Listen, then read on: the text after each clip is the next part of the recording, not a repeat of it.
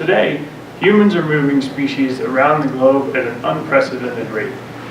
Anytime a species begins living in a new area, new interactions form between the species that were there and those that were just introduced. For all of these species to continue to survive, they need to adapt and change their behaviors to deal with these new interactions. For example, imagine aliens suddenly showed up on Earth and started taking the wheels off of everyone's cars. To deal with this interaction, humans began driving hovercraft around to avoid using wheels altogether. Now, while this may sound ridiculous, this same type of crazy new interaction is what species across the globe are dealing with today. We can easily think of this in terms of predators and prey.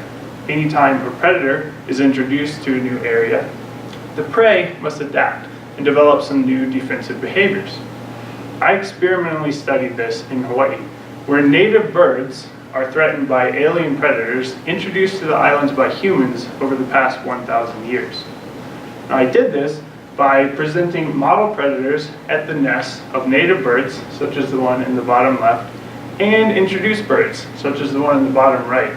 And these introduced birds were brought there by humans over the past 100 years.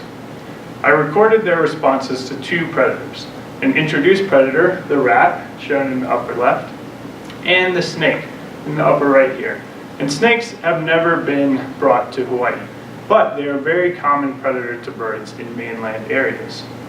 So, what I found was that individuals of all birds, including these native species, responded and reacted to the rat, that introduced predator, as if it were a threat.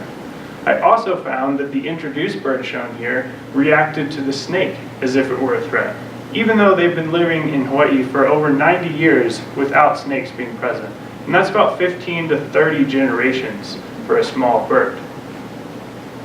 So what does this mean? Well, two things. One, species can adapt and get these new defensive behaviors in a relatively short time, as we see with the native species. And two, introduced birds have shown us that these defensive behaviors can become innate and passed down to future generations without that predator being present. So this is really important for conservationists who are often trying to relocate or reintroduce species to an area where they become locally or even regionally extinct.